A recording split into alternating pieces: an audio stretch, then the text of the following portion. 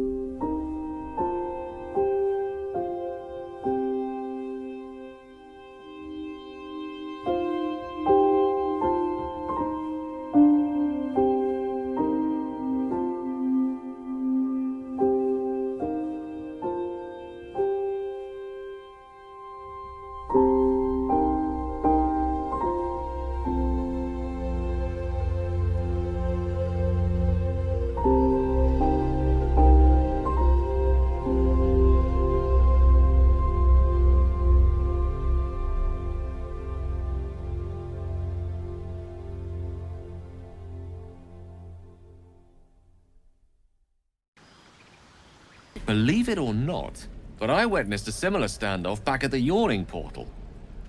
Of course, an establishment like that invites all sorts of outlandish entertainments. Oh, a drow, a dragonborn, and a cleric of Cyric walk into a bar. Your standard fare. Maybe someone was cheating at cards. Maybe it was some weird lover's quarrel. In any case, out came the crossbow, and a hush fell over the entire room. I stood up and yelled, "Shadow Dark Ale for everyone!" The crowd cheered.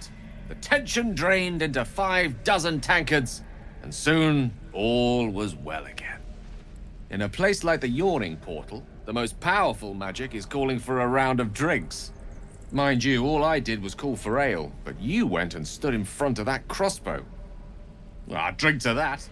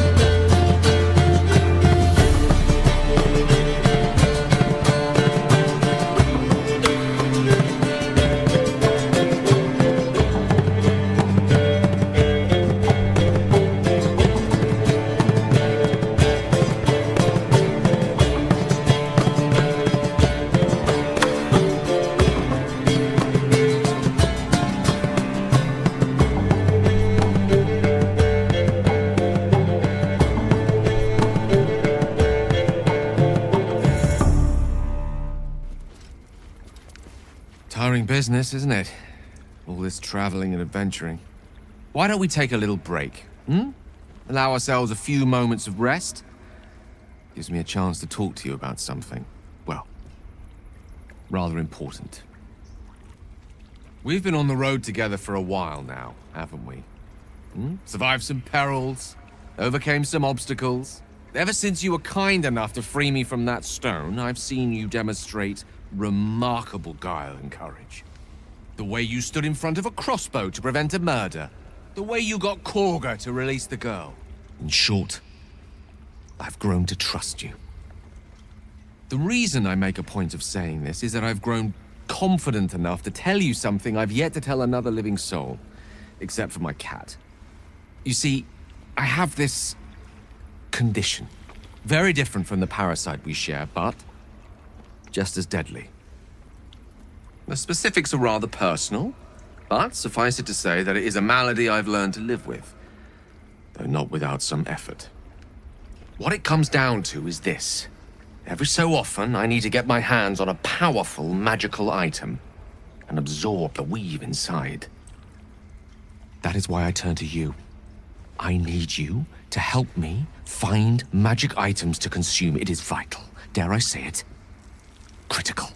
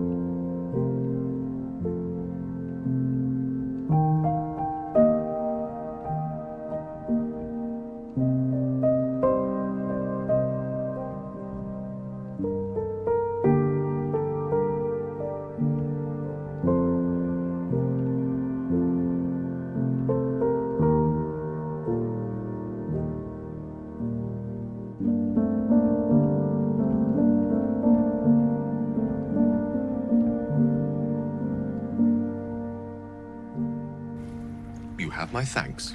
And fear not. Your implicit trust is well placed and will be rewarded with any and all means at my disposal. Listen, I need to speak to you, to all of you. It would be unconscionable of me to remain silent. You have to know who I was. You have to know who I really am. What I am is a walking shadow of the promise I once held.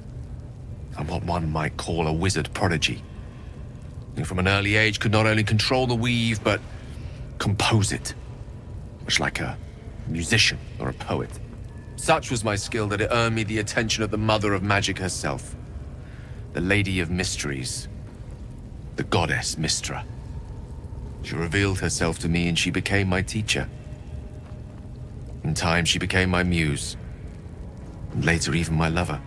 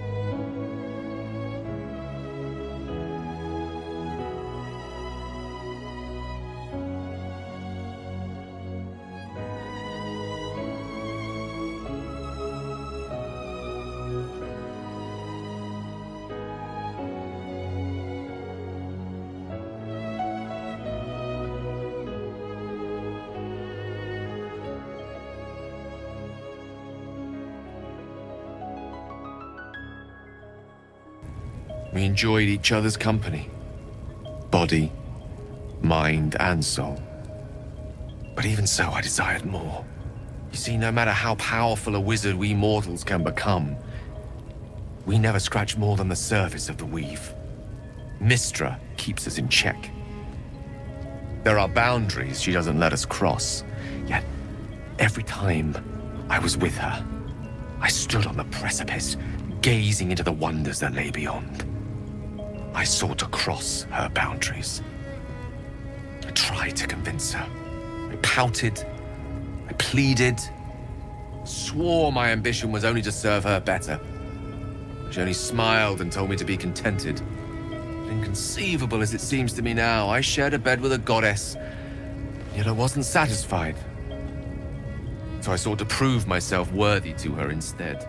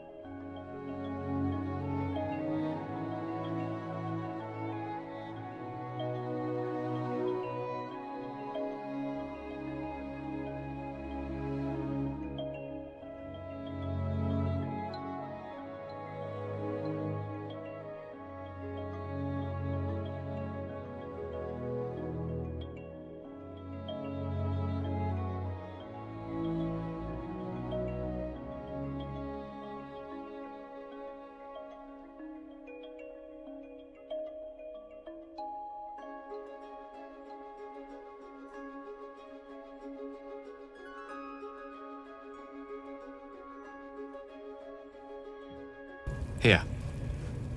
Place your hand over my heart. Let me show you. Thankfully, the moment I absorbed the fragment wasn't enough to kill me outright. It was only the beginning.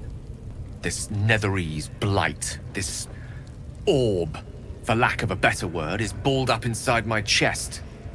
And it needs to be fed. As long as I absorb traces of the weave from potent enough sources, it remains quiet. Were it ever to fully destabilize, however, I will erupt. I don't know the exact magnitude of the eruption, but given my studies of Netherese magic, I'd say even a fragment as small as the one I carry, it'd level a city the size of Waterdeep. All of this, it must feel like a betrayal. Say the word, and we'll part ways.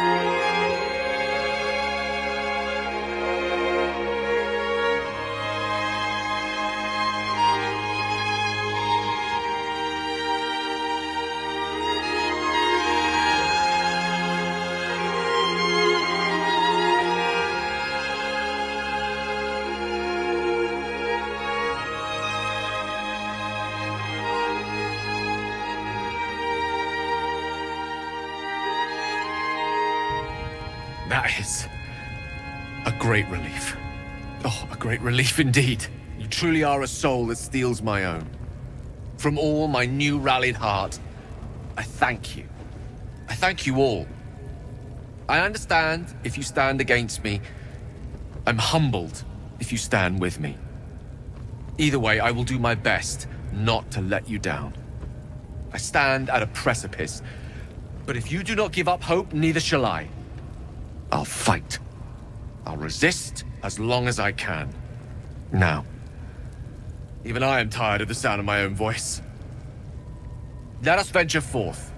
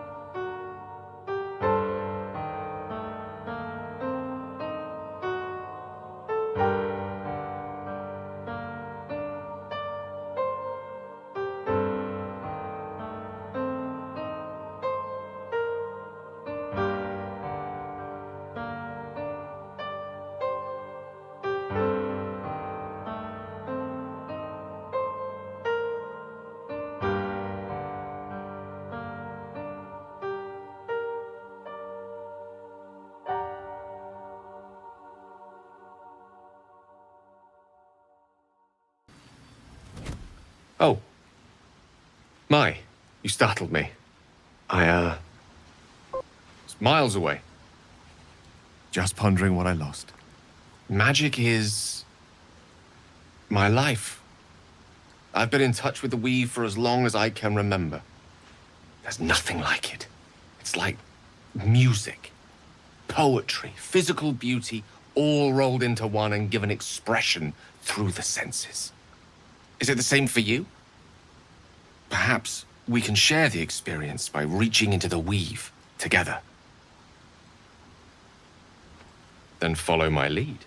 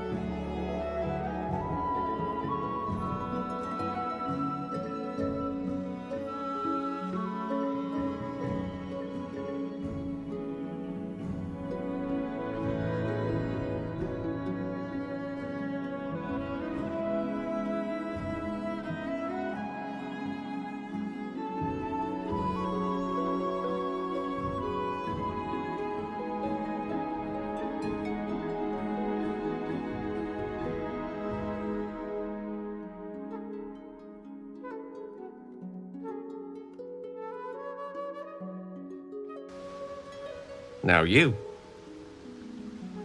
Excellent. Now, repeat after me. Athran Mistraril Kantrak Eo. Very good. Now, I want you to picture in your mind the concept of harmony, as true as you can. Look at that. We're channeling the weave. How does it feel?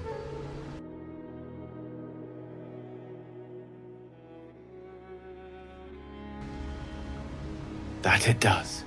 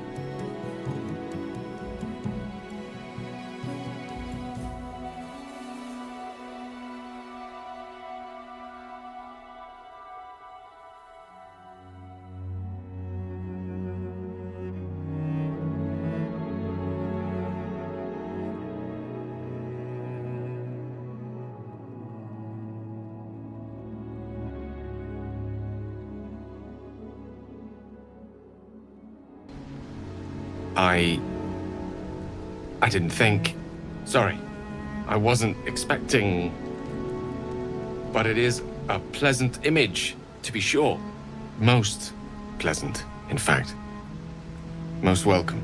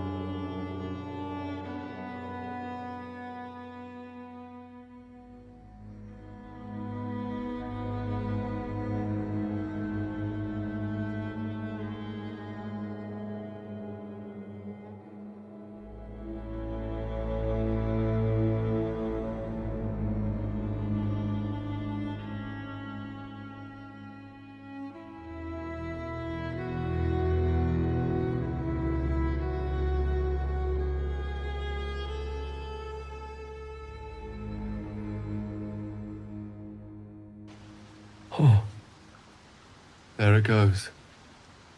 How easily things slip away from us, no matter how hard they were in the obtaining. Good night. I enjoyed sharing a moment of magic with you.